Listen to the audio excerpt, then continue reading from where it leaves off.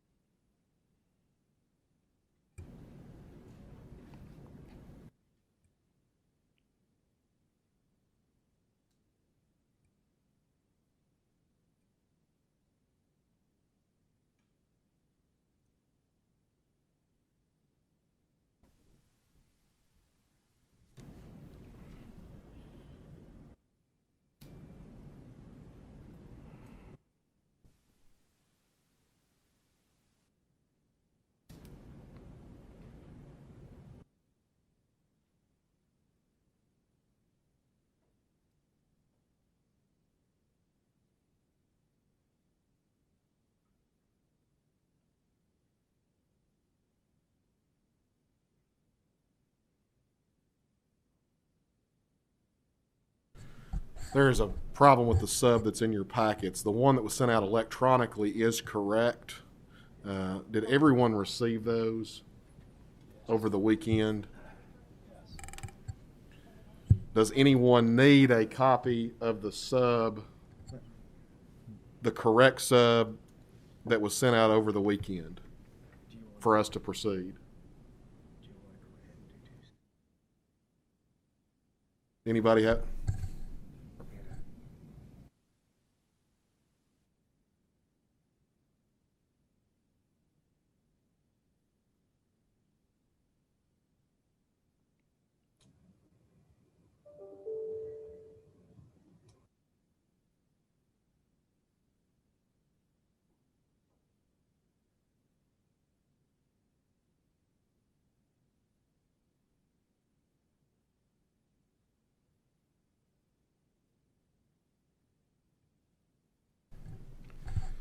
We need to.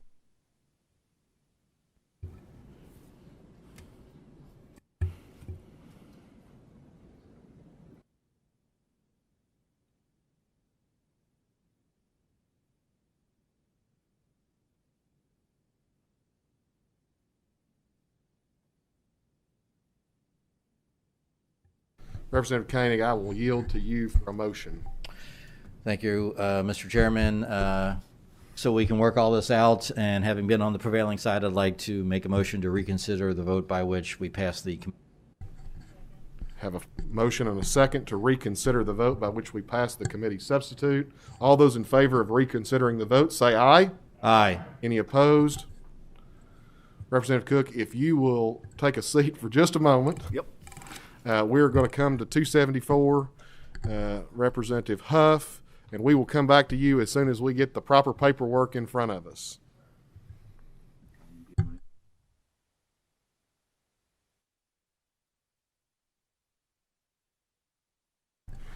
Representative Huff, if you would please recognize yourself for the record, and then you can move forward with your testimony. Thank you, and I would like to invite Representative Smith if he would like to come to the table as well. This is his district as well, so I'm just offering the invitation. I'm Regina Petrie Huff, State Representative of the 82nd District.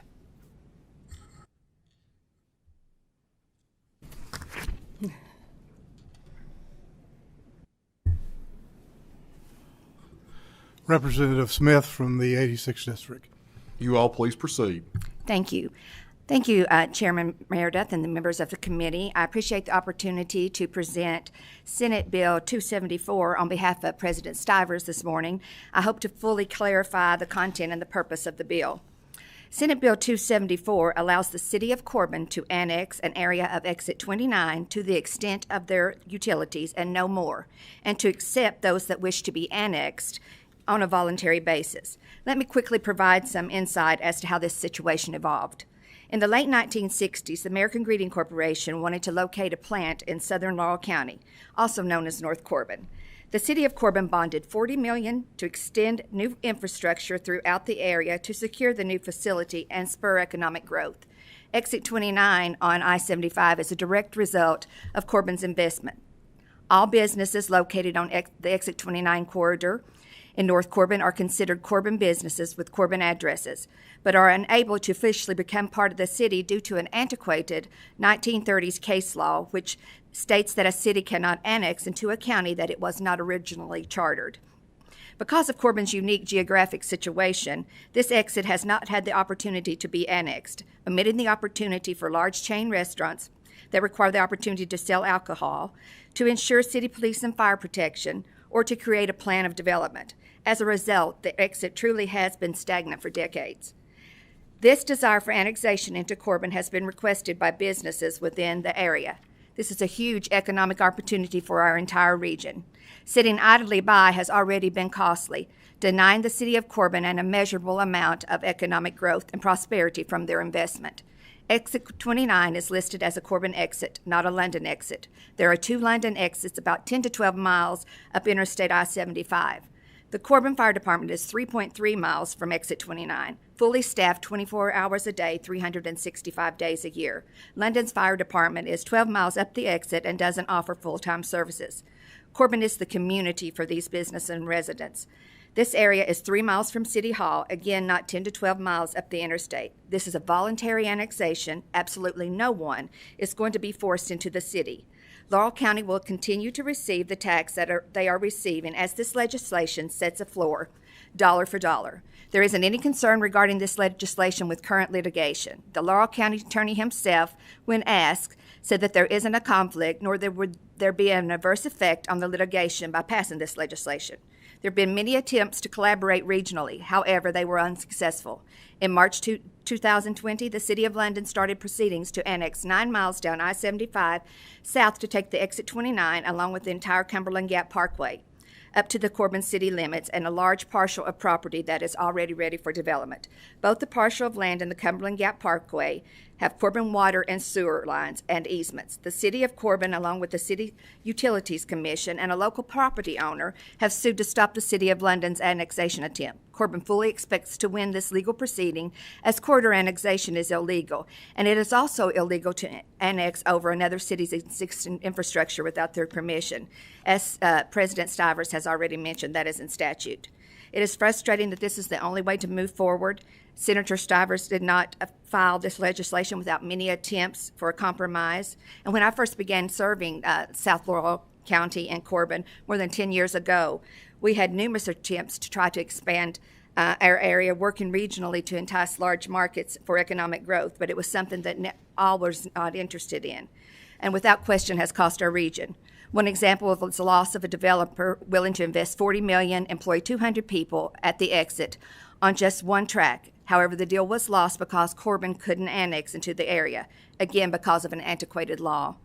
Losses like this has one result, and it has the exit looking barren, more barren every day. It is certainly frustrating because of the loss of potential. This isn't legislation that is a for or against, but it should be looked at, and it shouldn't be looked at as a battle between two cities. This annexation will be a win for all. Again, the bill creates a floor, so Laurel will not lose any current occupational tax. Corbin, on a voluntary and limited annexation, will receive the increase. So no one's hurt, and it will be very beneficial to the county of Laurel and the Laurel County school system. This is a simple effort to move our region forward. This isn't Corbin coming to ask for a handout. They are asking for the opportunity to grow and prosper and build on their investment. It is about economic growth and impact for sure, but it is also about community. This area, the businesses and the people there are part of Corbin, not a city 10 miles up the road. Every reference to this location is Corbin. They have a Corbin address, a Corbin phone number. The home of the first Kentucky Fried Chicken is Corbin, Kentucky in southern Laurel County. KFC is like Exit 29, it is Corbin. Again, this is not going to have any adverse effect on the pending litigation. It just simply sets up a mechanism for the land to be developed should London lose the suit, which is very much expected.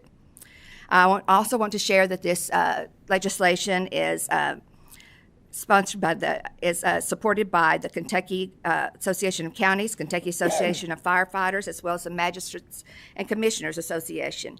The Kentucky League of Cities remains neutral. I'll be happy to answer any questions.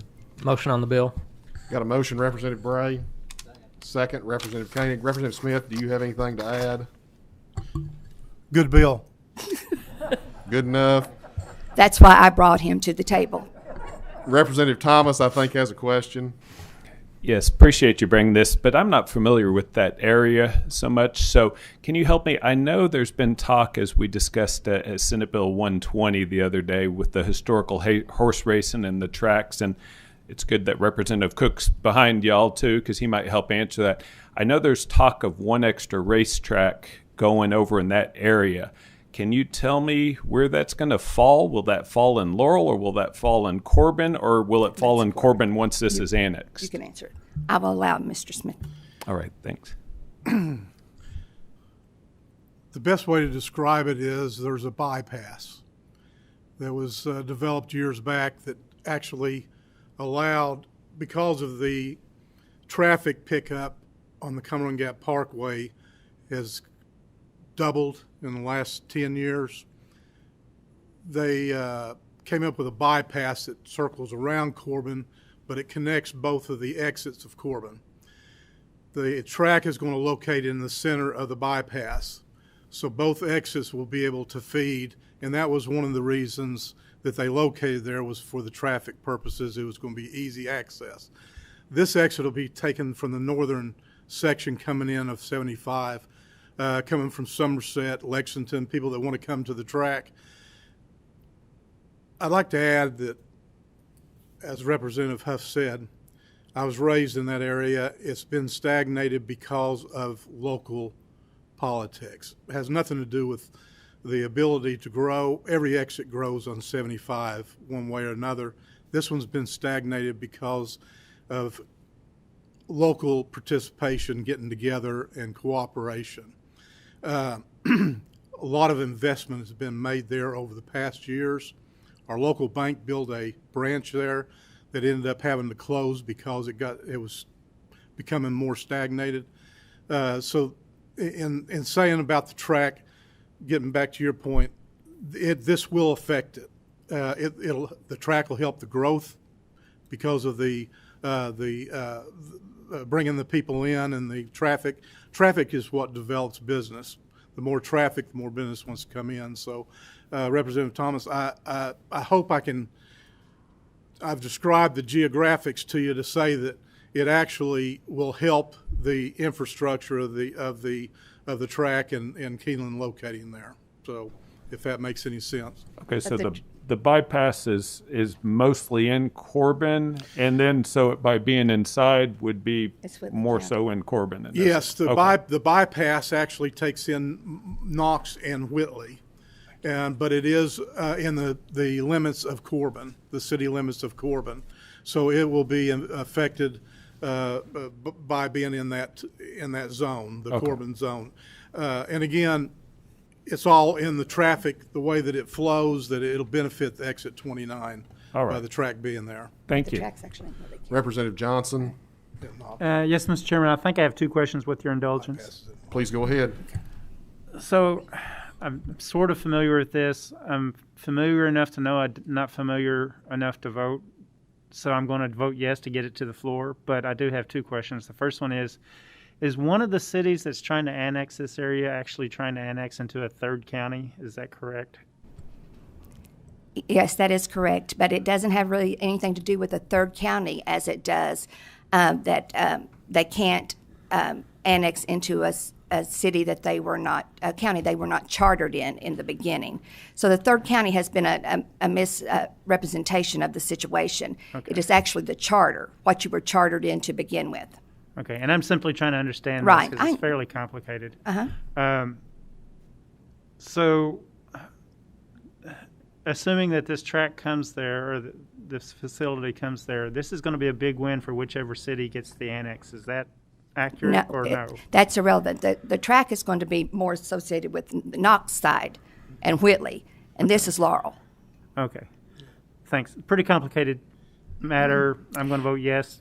We need to talk more about it just so we can be smart about it. But Well, thanks. I think when you first hear it, I think it's complicated. But the thing is, Corbin has the investment in the area. They have put, like I said, bonded $40 million, and they're sitting on that investment because of an antiquated law where you can't annex into a county you weren't chartered. The fact that Laurel wants to and London wants to annex, they are 10 to 12 miles up the interstate.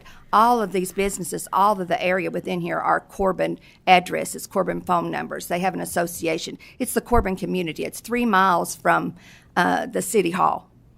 Okay, great. Thank you very much. Thank you, Mr. Chairman. Representative Lockett, Thank you, Mr. Chairman. Would you, or did you say that this would be voluntary for either the businesses or the individuals that reside in that area? Right. The businesses have requested this, but it's absolutely voluntary. So if they decide they do not want to be annexed, is it by business? So in other words, if a business says, no, we don't want to be annexed, what happens then? Do they not pay the taxes? Do they not receive Right, and they will not services? be able to utilize all that Corbin is in terms of the alcohol sales and things like that. So- That's the main. So you could potentially have a business here and a business right beside them. One would be annexed, one would not be. Right, Would you be would just correct? have to weigh the opportunities of what would benefit your business most. Right, it's all totally voluntary. Okay, thank you. Representative Bentley, Kentucky Fried Chicken was mentioned. Do you need to weigh in on that? I might have a summer job for you if you would be interested.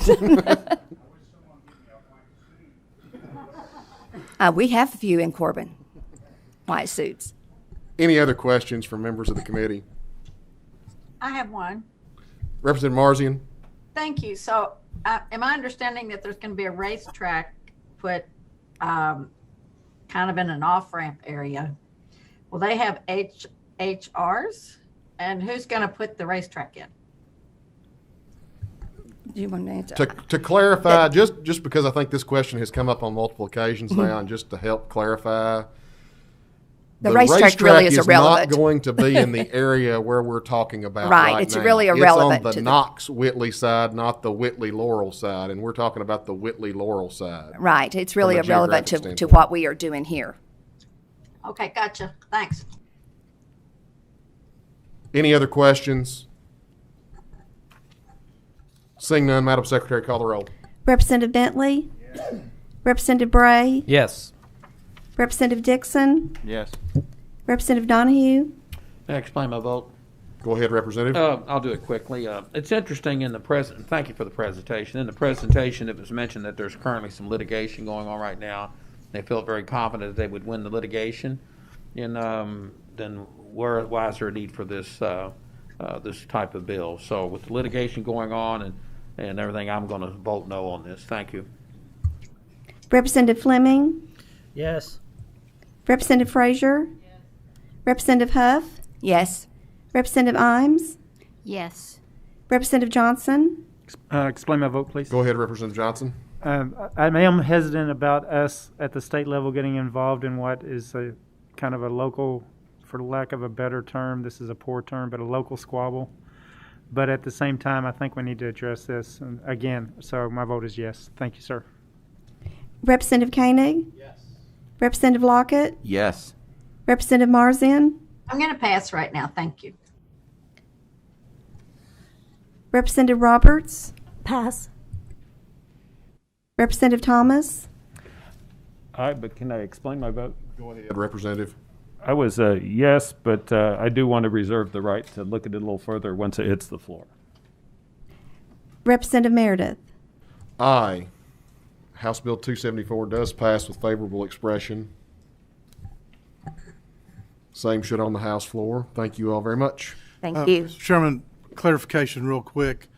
On the lawsuit, she stated that our feelings is it will not uphold in court. So, you said it would, you thought that it would, but in her statement, I wanted to clarify that we feel like it won't is the only reason we're moving this direction. And we want the mechanism to be in place so that we can move forward as soon as that's settled.